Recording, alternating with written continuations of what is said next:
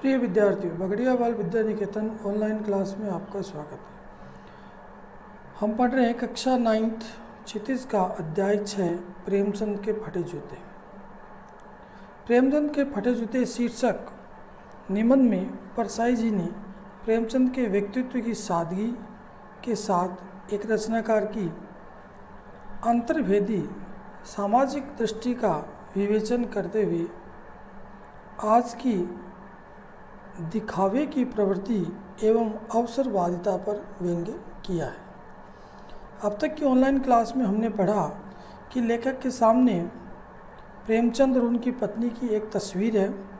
प्रेमचंद कुर्ता धोती पहने हुए हैं, उनके सिर पर गांधी टोपी है, पैरों में कैनवास के जूते हैं, वो फटे होने के कारण बेतरतीब बंधे हैं।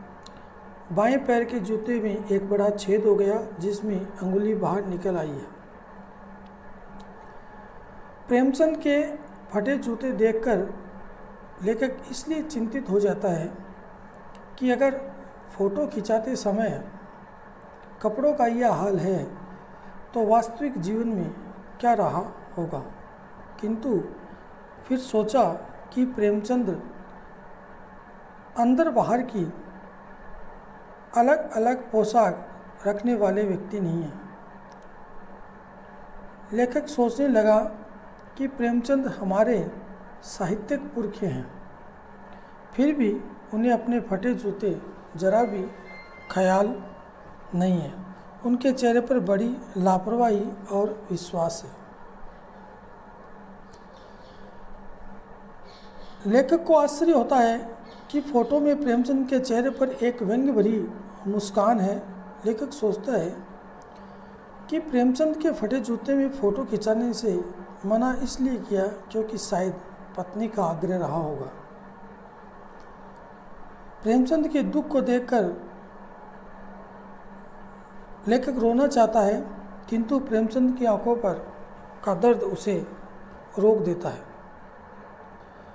लेखक का जूता भी ऊपर से अच्छा दिखता है, किंतु उसका तला घिस चुका है।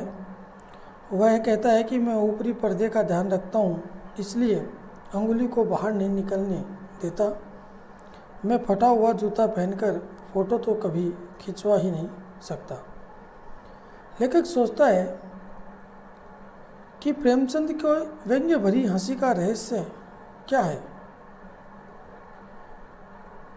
क्या कोई दुर्घटना हो गई या किसी होरी का गोदान हो गया या हल्कू नामक किसान के खेत में नीलगाय चर गई या घीसू का बेटा माधो अपनी पत्नी के कफन के चंदे की शराब पी गया या फिर वह किसी महाजन के तकादे से बचने के लिए दूर दूर के चक्कर काटता रहा।